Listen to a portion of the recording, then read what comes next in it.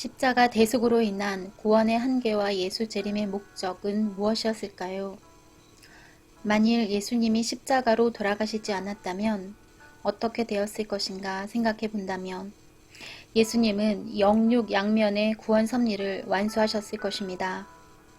그리하여 선지자 이사야의 예언과 마리아에게 나타났던 천사의 교시 그대로 또 예수께서 친히 천국이 가까웠다고 하신 말씀과 같이 그는 영원토록 소멸되지 않는 지상 천국을 건설하셨을 것입니다.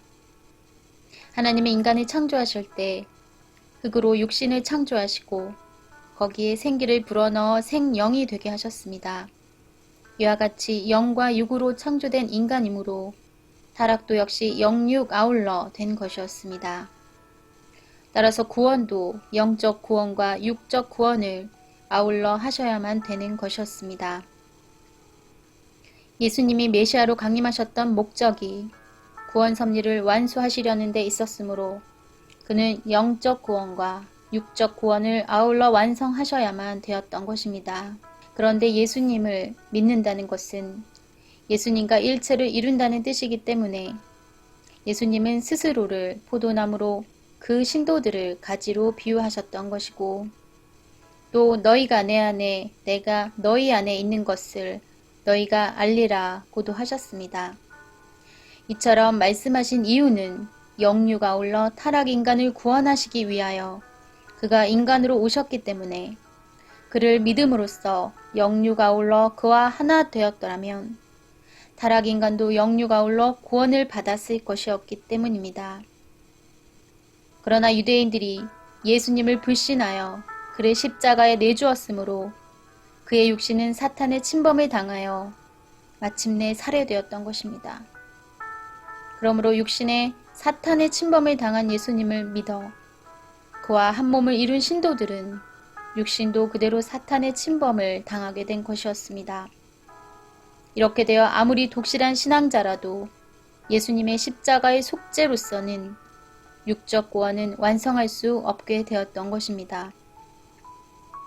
따라서 아담으로부터 내려오는 혈통적인 원죄가 청산되지 않았기 때문에 아무리 잘 믿는 성도라 할지라도 그에게 원죄는 그대로 남아주게 되어 그는 또 원죄 있는 자식을 낳게 되었던 것입니다.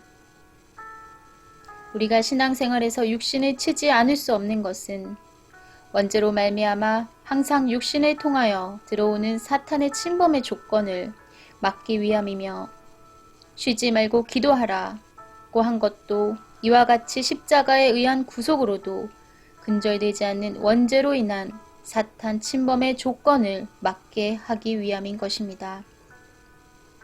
이와 같이 예수님은 그의 육신이 사탄의 침범을 당함으로써 육적 구원 섭리의 목적은 달성하시지 못하였습니다.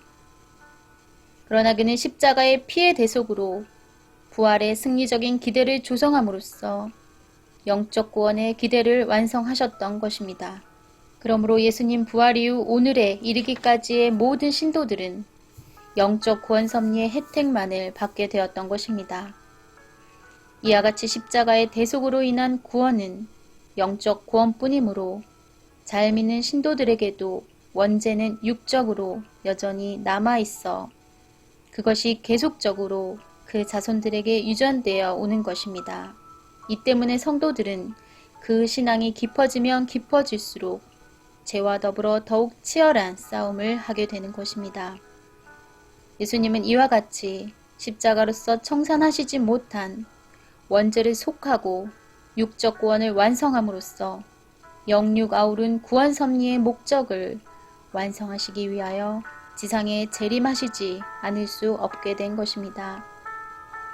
위에서 말한 바와 같이 십자가의 대속을 받은 성도들도 원죄와 싸워야 하기 때문에 사도들 중에서 신앙의 중심이 되었던 바울도 육적으로 들어오는 죄악의 길을 막을 수 없는 자신을 한탄하던 끝에 내 자신이 마음으로는 하나님의 법을 육신으로는 죄의 법을 섬기노라고 말하였습니다. 이것은 영적 구원의 완성에 대한 기쁨과 동시에 육적 구원의 미완성에 대한 비탄을 표명한 것이라 하겠습니다.